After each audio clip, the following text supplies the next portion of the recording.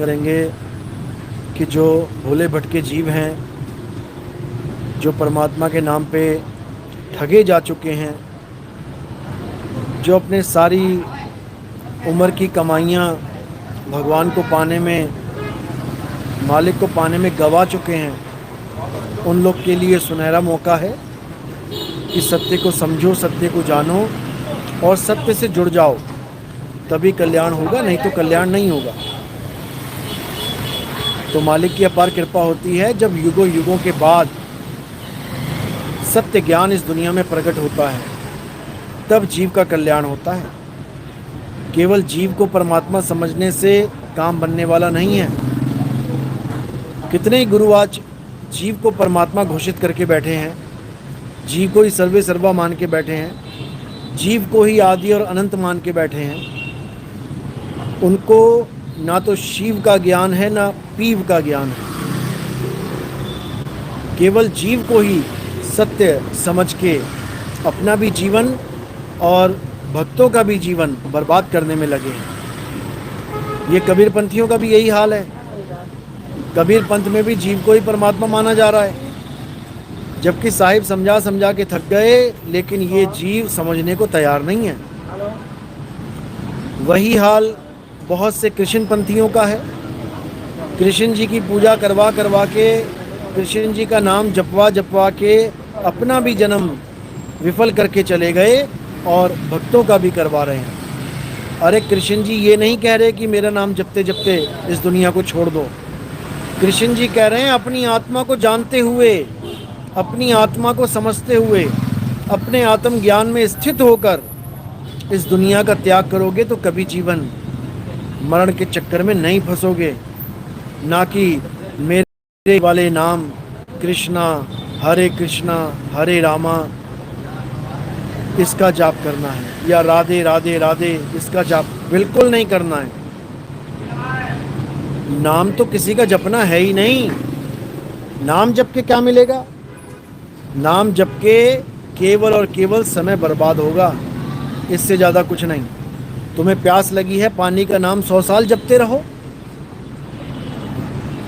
उससे क्या होगा? कुछ भी नहीं होने वाला। इसलिए नाम जपना छोड़ना है और नाम को ध्याना है, ध्याना। जिन्हीं नाम ध्याया, ध्याया यानी ध्यान किया उस नाम का, किसी शक्ल का नहीं। किसी शक्ल का ध्यान नहीं करना है। शक्ल तो तुम्हें ज्ञान समझाने के लिए धारण की है गुरु ने। गुरु की शक्ल केवल तुम्हें ज्ञान समझाने के लिए धारण की गई है, गुरु शक्ल नहीं है। अरे गुरु तो तुम्हें तुम्हारी शक्लों से दूर करने के लिए आया है। गुरु तुम्हें तुम्हारे शरीर से जुदा करने के लिए आया है। गुरु तुम्हारे जितने भी नाशवान अंग हैं उनसे तुम्हें अलग करने आया है। वो तुम्हें आत्मा का ज्ञान समझाने के लिए आया है और तुमने उसी को शरीर बना दिया, तुमने उसी को शरीर समझ लिया। ऐसी गलती बिल्कुल मत करना मेरे भाई। गुरु शरीर नहीं होता, और जो गुरु अपने आप को शरीर मान के बैठे हैं वो गुरुआ हैं, गुरुआ। वो गुरु कहलाने लायक भी नहीं है, क्योंकि गुरु वो होता है जो अपने सत्य स्वरूप को जान लेता है। इसलिए साहिब ने कहा गुरुआ तो घर फिरे कौड़ी केर 50, अपने रूप की खबर नहीं शिष्य करण की आस। अपने रूप की खबर नहीं है कि मेरा क्या स्वरूप है, और राधे राधे राधे राधे हरे कृष्णा जपवा के, कबीर कबीर कबीर सतनाम सतनाम जपवा के इन जीवों का बेड़ा गर्क कर दिया। अब इस चीज़ को अपने दिमाग से निकाल दो कि नाम जपने के बाद ही परमात्मा मिलता है। भूल जाओ इन नामों को और केवल आत्मा का ध्यान धरो, और कुछ नहीं करना है। जैसे ही आत्मा के ध्यान शुरू कर दोगे, आत्मलीन होना शुरू कर दोगे, आत्ममयी होना शुरू कर दोगे, और जैसे ही आत्मा में लीन होगे वैसे ही गीता का अध्याय 3 17वां श्लोक कंप्लीट हो जाएगा। तुम्हारे ऊपर लागू हो जाएगा। हे अर्जुन, जो अपनी आत्मा में रमण करते हैं, जो अपनी आत्मा में तृप्त हैं, जो अपनी आत्मा में संतुष्ट हैं, उनके लिए कोई धार्मिक कर्म कर्तव्य लागू ही नहीं होता, उनको कुछ करने की जरूरत ही नहीं है। लेकिन ये बात लोग नहीं समझ पाते और हरे कृष्णा हरे रामा राधे राधे कबीर कबीर ओम कलियम हरियम शरियम सोहंग ज्योत निरंजन ओंकार आरंकार सोहम सतनाम सतपुरुष अकाल मूर्त शब्द स्वरूपी राम ओम तत्सत। मैं तू मैं ओहम कोहम सोहंग सोहंग, पता नहीं कितने नाम बना के वाहेगुरु वाहेगुरु वाहेगुरु वाहेगुरु अल्लाहु अल्लाहु अल्लाहु हालेलुया हालेलुया, पता नहीं कितने नाम बना के बैठ गया ये इंसान। अब इन नामों की असलियत को जानो, इन 52 अक्षरों को पहचानो और इनसे किनारा कर लो। भक्ति में इनसे किनारा करना ही पड़ेगा। दुनियावी कामों के लिए इसकी जरूरत पड़ती है, नामों को नहीं छोड़ो। दुनियावी काम के लिए जितने भी दुनिया के काम है वो करने के लिए नामों की जरूरत पड़ती है, 52 अक्षरों की जरूरत पड़ती है। लेकिन परमात्मा को पाने के लिए कहो 52 अक्षर की जरूरत पड़ेगी, नहीं पड़ेगी, मतलब ही नहीं है। समझ लो।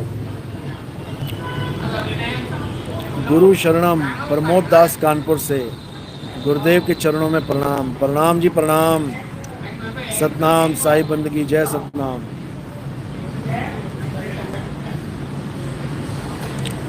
रेखा नेगी साई बंदगी सतनाम।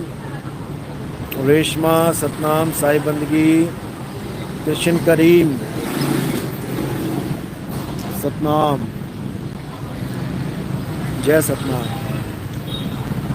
तो आज प्रचार करते करते एक गुजराती रेस्टोरेंट के पास पहुंचा और वहाँ पे जब हमने अपना कार्ड दिया उस भगत को, वो मैनेजर है वहाँ पे रेस्टोरेंट में, और जैसे ही उनको कार्ड दिया वो बोले कि आप कबीरपंथी हो।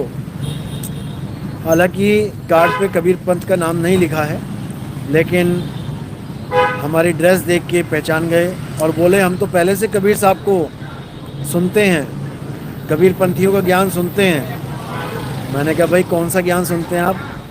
तो उन्होंने बताया कि हम अभिलाष दास पारक सिद्धांत वालों को सुनते हैं। तो बड़ी खुशी हुई जान के कि विदेशों में भी लोग हमारे कबीर साहब को, चाहे वो किसी भी रूप में, किसी भी संत के मुंह से उनकी वाणी निकल रही है, खुशी हुई कि लोग उनको सुन रहे हैं, जान रहे हैं, समझ रहे हैं।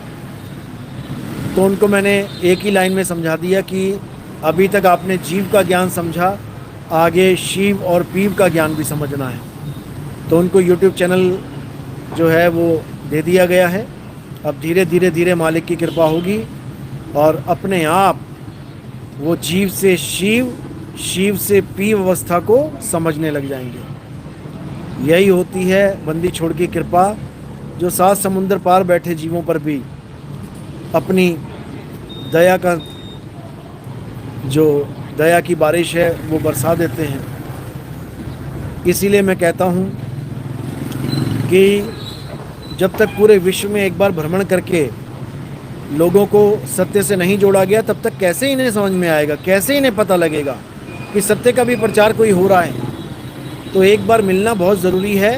शुरू में 100 से मिलेंगे, वही 100 आगे कम से कम 2 4 5 10 लोगों को सत्संग समझाएंगे, बताएंगे, तो 100 से 1000, फिर वो आगे 2 400 लोगों को या 5 10 20 25 50 लोगों को, जो भी उनकी हद में होंगे उनको समझाएंगे। धीरे धीरे करते करते करते करते ये प्रचार पूरे विश्व में फैल जाएगा। और हमें इंतज़ार है उस समय का जब सारी दुनिया के जितने भी धर्म हैं, हिंदू मुस्लिम सिख ईसाई, ये सब एक परमात्मा को जानेंगे, एक मालिक को जानेंगे, एक परमपिता परमात्मा को पहचानेंगे। हमें बेसब्री से इंतज़ार है उस दिन का। और उसके बाद ये धर्म के नाम पे झगड़े, ये बमबारी, ये तोप गोले, ये सब खत्म हो जाएंगे। ये दुनिया प्रेम की नगरी बन जाएगी।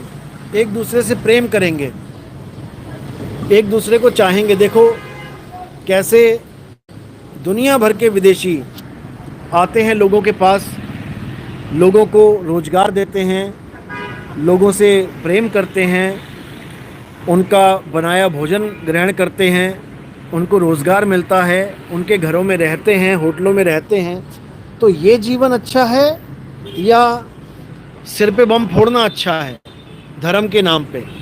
जबकि ये बिल्कुल एक दूसरे से अलग हैं। कोई धार्मिक मुद्दा नहीं है, वो अलग हम अलग, सब अलग, लेकिन फिर भी प्रेम है। इंतज़ार करते हैं लोग कि कब विदेशी आएंगे और हमारा रोज़गार चलेगा, कब सिख आएंगे, कब ईसाई आएंगे, कब हिंदू आएंगे और हमारा रोज़गार चलेगा। तो असल में अगर हम प्रेम से रहेंगे तो सब एक अच्छा जीवन जिएंगे, खाएंगे पिएंगे और परमात्मा की भक्ति करेंगे। और अगर हम धर्मों के नाम पे लड़ेंगे तो मेरे भाई, हमसे बड़ा बेवकूफ़ इस दुनिया में कोई नहीं होगा। याद रखना, एक मुसलमान ऑटो रिक्शा डालता है या कोई दूध की डेयरी डालता है या कोई कपड़ों का व्यापार डालता, वो कभी ये नहीं सोचता कि मेरी दुकान पे या मेरे ऑटो रिक्शा में केवल मुसलमान ही आके बैठेगा। वो पैसा कमाने के लिए, अपना परिवार पालने के लिए रोज़गार कर रहा है। वो कभी नहीं चाहेगा कि कहीं भी ऐसा मुद्दा बने कि हिंदू मेरे ऑटो में ना बैठे, हिंदू मेरी दुकान से कोई सामान ना खरीदे। वो कभी नहीं चाहेगा। और ऐसे ही मुसलमान की तरह हिंदू भी नहीं चाहेगा कि हमारी दुकान से कोई मुसलमान कभी कुछ लेके ही ना जाए। ना ही कभी ईसाई को चाहेगा कि हमारी दुकान से कोई ईसाई कुछ लेके ना जाए। हमेशा चाहेंगे कि सब आएं और हमारा फ़ायदा करवाएं। यहाँ तक तो समझ में आती है बात।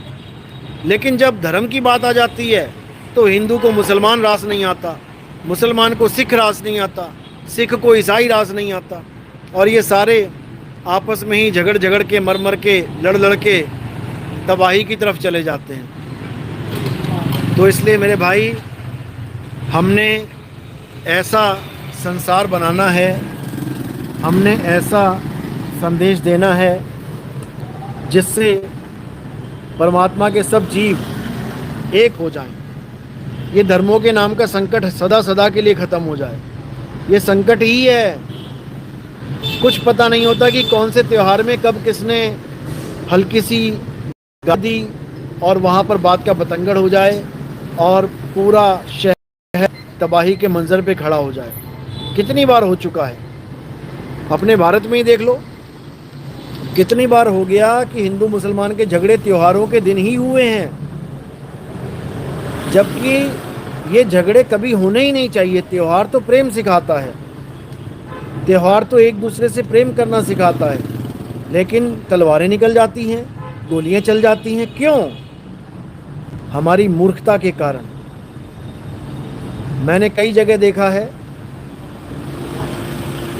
कई जगह कोई जुलूस निकल रहा है, हिंदुओं का जुलूस निकल रहा है, चाहे वो किसी भी त्यौहार का हो। मैंने कई वीडियोस में देखा है, जब मुसलमानों की कोई मस्जिद आती है तो उसके सामने खड़े होके खूब शोर मचाने लग जाते हैं, खड़े ही हो जाते हैं। पूरे शहर में जुलूस चल रहा है, लेकिन मस्जिद आ गई तो खड़े हो जाएंगे वहाँ पे। क्यों भाई? ऐसा ही मैंने मुसलमानों के साथ देखा है। मुसलमान भी जब काफ़िले में चलते हैं हज़ारों की तादाद में, कोई मंदिर आ जाता है तो, क्योंकि सब लोग एक से नहीं होते हैं, बीच में कुछ अनपढ़ जाहिल गवार भी होते हैं जिनको मज़ा आता है दूसरे मज़हब के लोगों को छेड़ने में। और दोनों ही पार्टियों में ऐसे हैं। ऐसा नहीं है कि सब ऐसे हैं, लेकिन दोनों पार्टियों में ऐसे बहुत से लोग हैं जो एक दूसरे को देख के राज़ी नहीं हैं। केवल उन लोगों की मूर्खता के कारण, उन चंद लोगों की मूर्खता के कारण हर जाना पता नहीं कितने शरीफ लोगों को, कितने भोले भाले लोगों को भुगतना पड़ जाता है। हर जगह मैंने देखा यही। तो इसलिए सबसे पहले तो भाईचारे में रहो। सबसे पहले तो ये सीखो कि हमने दूसरे को भी सम्मान देना है, हमने दूसरे धर्म वालों को भी इज्जत देनी है, हमने सब धर्मों का सम्मान करना है। लड़ना नहीं है, लड़ोगे तो मरोगे। प्रेम करोगे तो जियोगे। Adil Ahmad, I agree with what you say sir. बिल्कुल, सबको एग्री करना चाहिए। हर हिंदू को, हर मुसलमान को, हर सिख को, हर ईसाई को इस बात से एग्री करना चाहिए कि कोई भी त्योहार होता है, कोई भी जलसा निकलता है, कोई भी नुमाइश होती है, कोई भी रैली निकलती है, तो आपको सबको सम्मान देते हुए जाना है। सम्मान दोगे सम्मान मिलेगा, अपमान दोगे अपमान मिलेगा, समझ लो।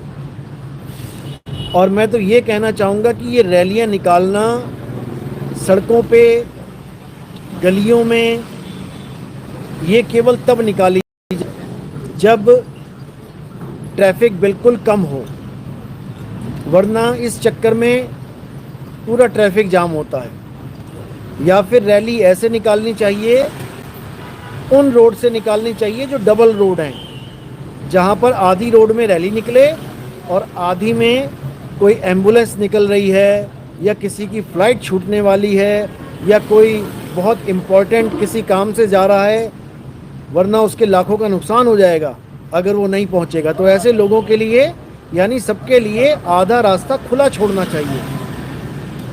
पतली गलियों में से रैली कभी नहीं निकालनी चाहिए, वरना रैली की अपनी भगदड़ से कई लोग मर जाते हैं।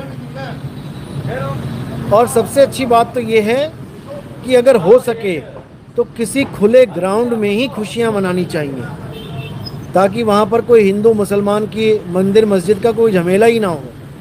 जिसको खुशियाँ मनानी है, जिसको अपने त्यौहार को मनाना है, चुप करके किसी खाली मैदान में जाए और खूब एंजॉय करे, खूब बम फोड़े, खूब पटाखे फोड़े, जो करना है करे, ताकि किसी के साथ कोई वैर विरोध ना हो, किसी के साथ कोई झगड़ा ना हो। सब प्रेम से अपने त्यौहार को मनाएं और अपने अपने माँ बाप, अपने अपने भाई बहन के पास शाम को सही सलामत पहुंच जाएं। सबसे अच्छा ये तरीका है, वरना कुछ पता नहीं लगता कि कब कौन से त्यौहार में तुम गए और शाम को तुम्हारी मौत की खबरें आ रही हैं। बताओ, उसका क्या फ़ायदा होगा? उसका कोई फ़ायदा नहीं होगा। समझ लो, सारे त्यौहार मनाए जाते हैं प्रेम के लिए, श्रद्धा के लिए, विश्वास के लिए, मार काट के लिए नहीं। इसलिए सबका सम्मान करो, सबके साथ प्रेम के साथ रहो और खूब त्यौहार मनाओ। कोई मनाही नहीं है, लेकिन पूरी इज्जत के साथ, पूरी सावधानी के साथ।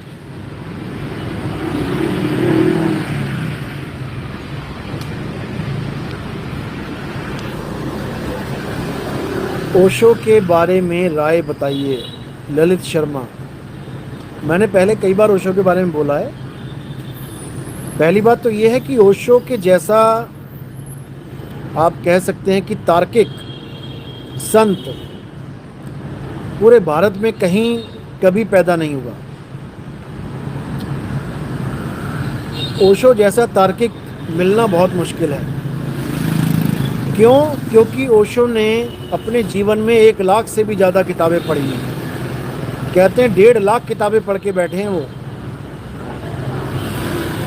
तो जिसने 1.5 लाख किताबें पढ़ ली हों,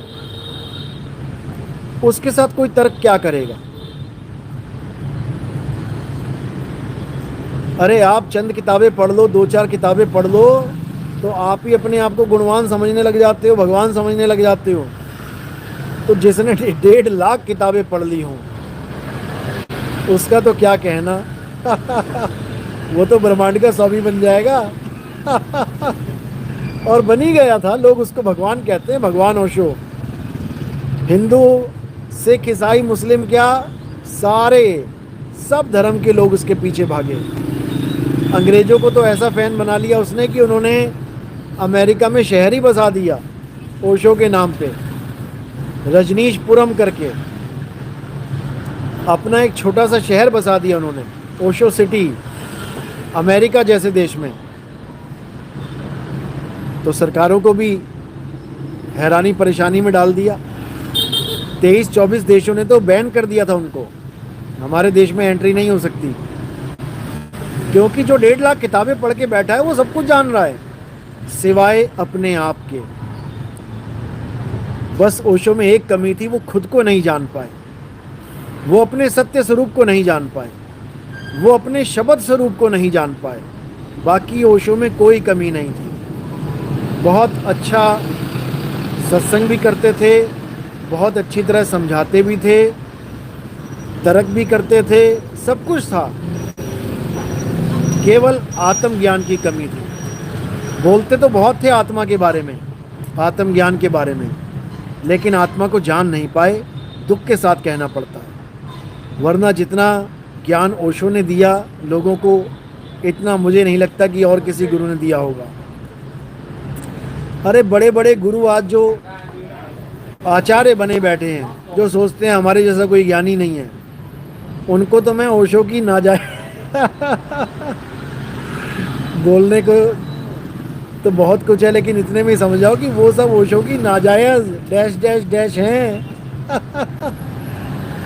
नाजायज इसलिए बोलता हूं मैं, क्योंकि जायज़ जो होता है, जायज़ औलाद जो होती है, वो अपने पिता का नाम यूज़ करते हैं, और जो नाजायज़ होते हैं वो कभी पिता का नाम यूज़ नहीं कर पाते हैं। इसी प्रकार जितने भी आज धुरंधर ज्ञानी बने बैठे हैं, जो ज्ञान तो खूब समझा रहे हैं, लेकिन अपने बाप का नाम नहीं ले पा रहे हैं। क्यों? क्योंकि लोग फिर उन्हें ज्ञानी नहीं समझेंगे। तो बात ये है। तो ऐसे लोगों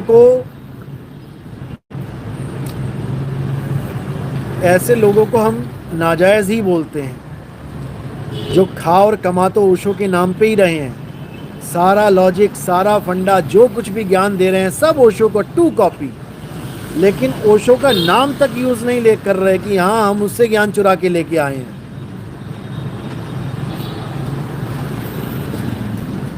समझ लो।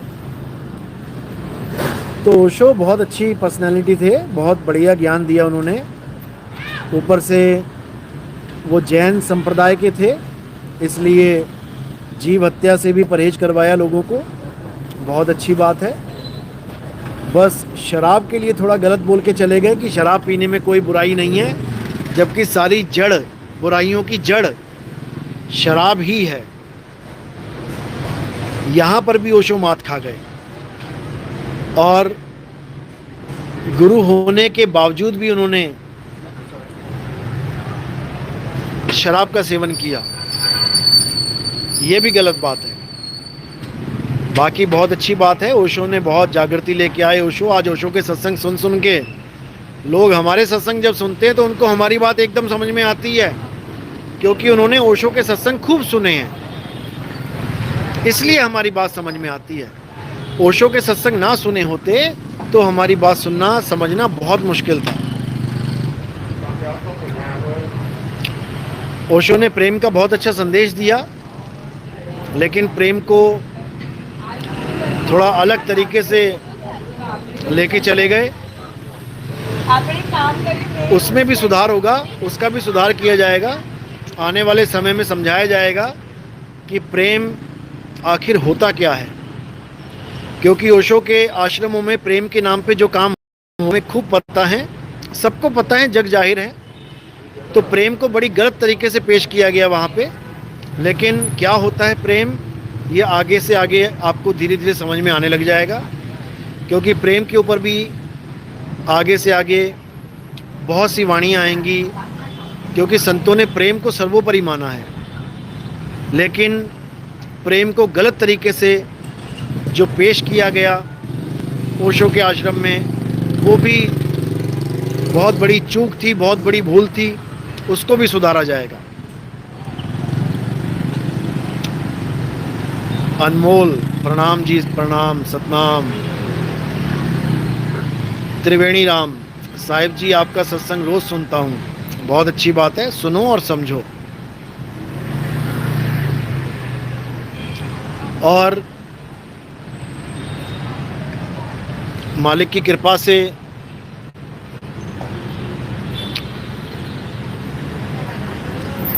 पूरे विश्व में बहुत सुंदर प्रचार होगा, क्योंकि भविष्य नज़र आ रहा है मुझे।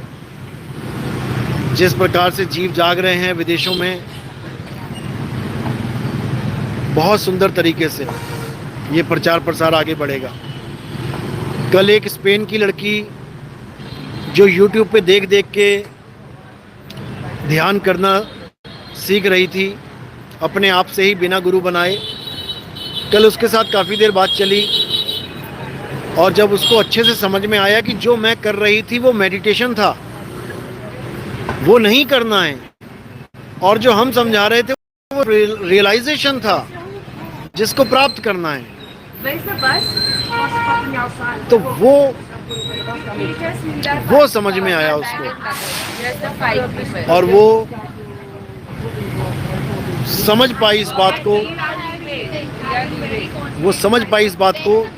कि हमने मेडिटेशन नहीं, सेल्फ रियलाइजेशन को प्राप्त करना है। वो समझ पाई और वो अब कांटेक्ट में आ गई है, और धीरे धीरे जब उसको ये बात समझ में आ जाएगी पूरी तरह, अच्छी तरह, क्योंकि कल वो दीक्षा मांगने लग गई कि मुझे आप इनिशिएशन दे दो, लेकिन जब मैंने पूछा कि आप नॉनवेज खाते हो तो वो मान गई कि हाँ मैं नॉनवेज खाती हूँ। इसलिए कल उसको पहला पाठ पढ़ाया गया है कि पहले वेजिटेरियन बन जाओ, पहले दूसरों को कष्ट देना ख़त्म करो, उसके बाद आगे का क्लासेस मिलेंगी।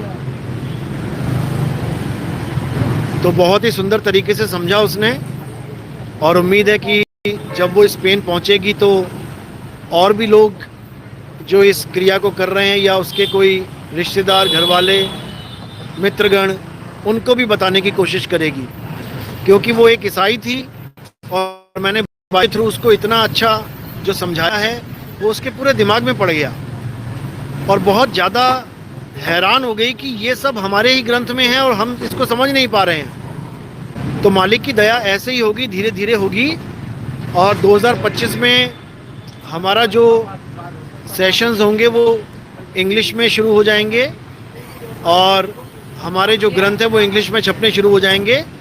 उसके बाद जितने भी विदेशों में भ्रमण करते हैं तो वहाँ पर अंग्रेज़ी में हमारे ग्रंथ दिए जाएंगे और आगे से आगे प्रचार बढ़ता चला जाएगा।